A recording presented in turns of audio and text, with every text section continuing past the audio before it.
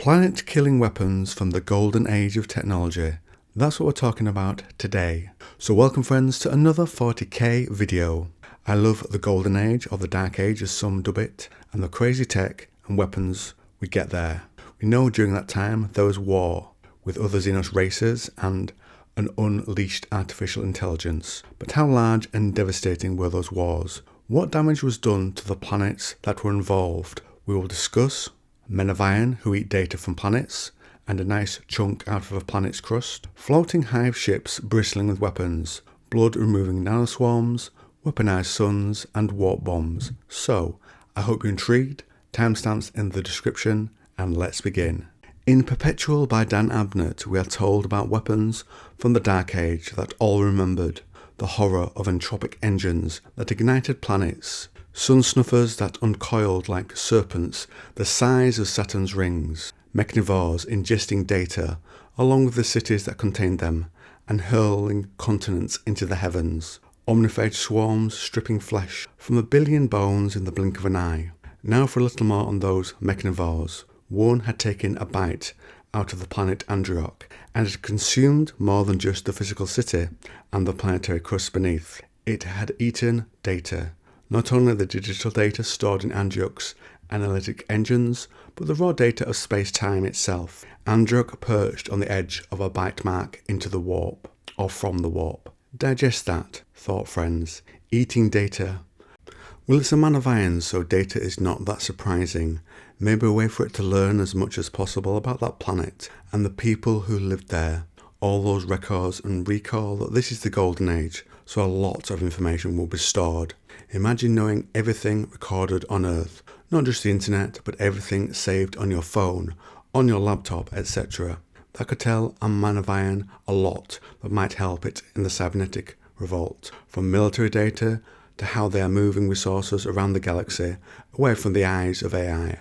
And the madder part is it can eat the bonds of the warp. This would likely be enough to stop warp travel in that area. If used strategically, it could be used to stop a ship opening a pathway to the Materium with its warp engine.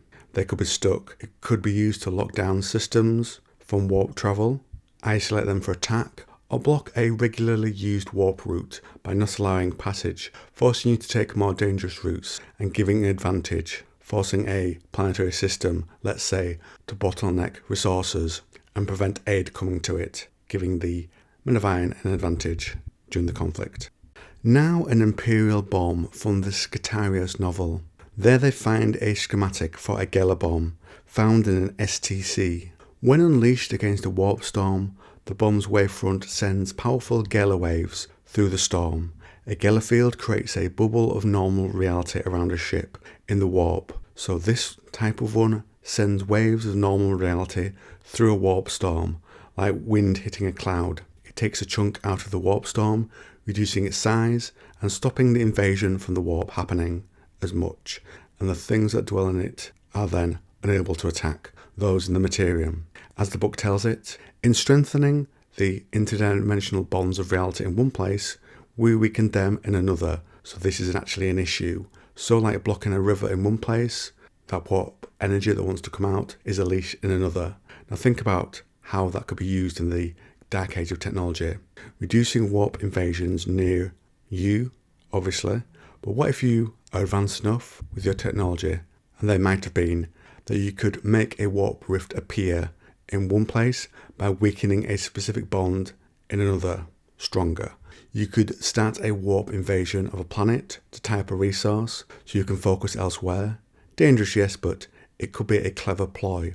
And yes, the warp was calmer during these times, we are told, but they have a lot of defences for psychers and warp travel for a civilization that never met issues in the warp like the demons, so I do question that factoid, I must admit.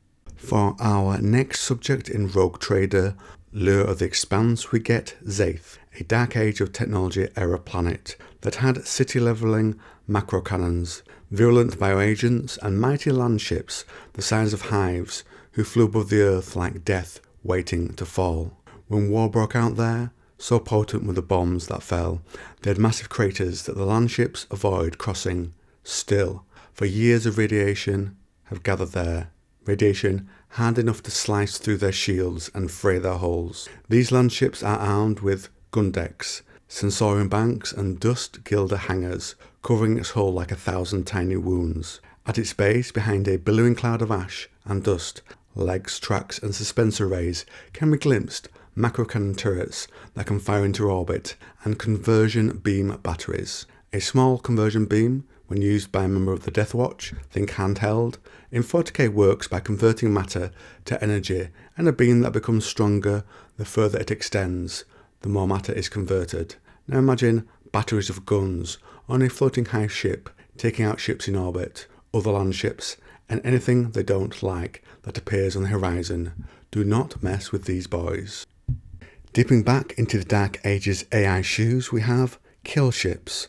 The Death Watch core rulebook says in 40k they are automated drone vessels, guided by the most advanced of war spirits, which are used in the most extreme circumstances to enact exterminatus upon a planet that has been lost to the Imperium. They are equipped with the most valuable of cloaking devices and use unique examples of long-lost knowledge from the Dark Age of technology. Unseen, these ships will voyage to a target world. Then the kill ship enters orbit, delivers its lethal payload, and then slingshots itself away using the planet's own gravity, leaving behind its payload with no chance of the planet getting a last chance at vengeance. Their role during the Dark Age, to me, is if mankind was at war, let's say with a xenos race, it could use advanced AI to run these things autonomously, so humanity can sit back and relax whilst it defends or holds their borders, and they would trust it to deal with any issues due to its intelligence. We see the pre-fall Eldari go through a similar period with automated drones. In 40k lore and AI, the Tabula Myriad puts together a many-stepped plan to free Mars from the heretics.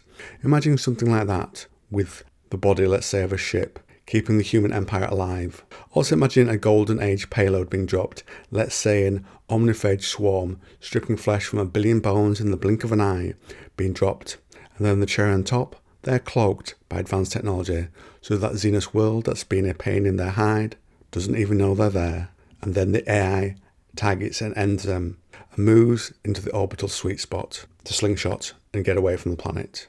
And then a few hours later, when the swarm's finished and goes inert, Dark Age colonists can move in and reshape the planet to their liking. The next one is a short one, so I'll give it to you raw and unedited.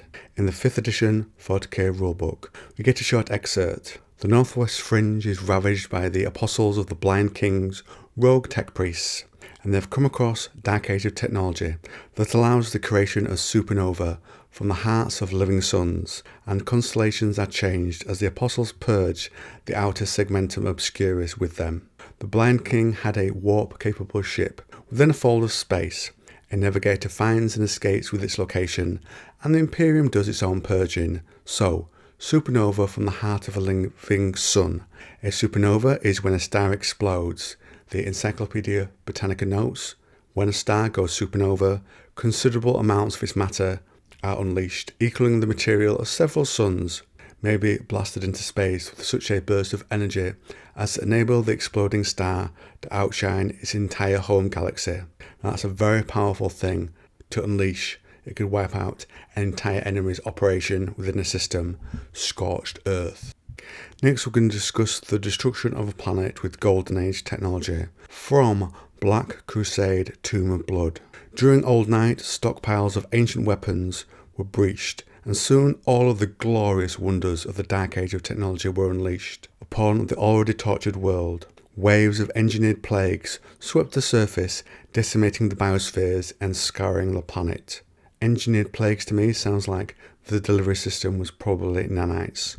Dreaded atomics were detonated in every configuration known to the ancient weaponsmiths, from the refined airbursts that destroyed the technology of entire regions to the brutal efficiency of megaton fusion bombs capable of levelling entire city-states. The furious power unleashed cracked the very mantle of the planet, the crystal plates collapsing into growing lakes of blood-red fire that swallowed cities whole.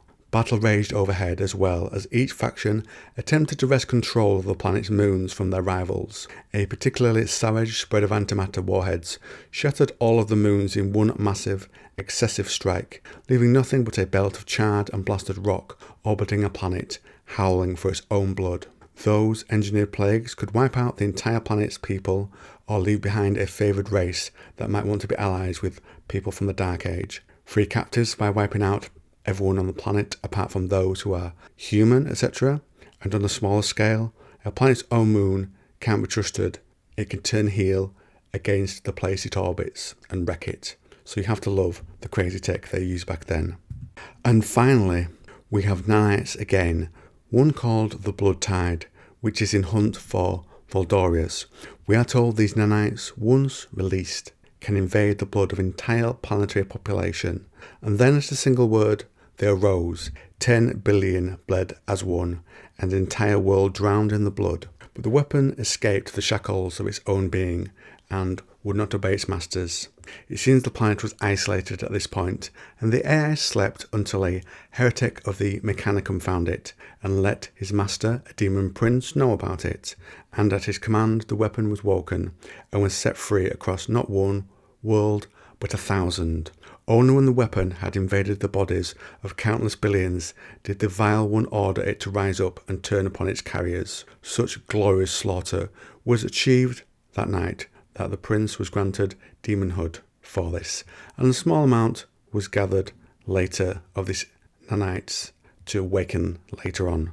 This weapon, it seems to be remote, and if it had a method of deployment like some of those earlier ones, could wipe out whole sectors or larger, and maybe this could have unleashed itself during the cybernetic revolt. And that's the last one for today, guys, and if you like this video on 40k, then why not try this one? And if you like a lot of 40k videos, I have a massive playlist on the channel. One's everything, another focuses on the dark age of technology. You'll see the fingerprints of a lot of the lore I've discussed here in those videos. And just to see, or to say, here at the end, it feels great to get back to this subject. I've wanted to do that for a while. I may repeat some of my earlier stuff, but I'm trying to push to get new insights out of what we're discussing. So, join me in the next one.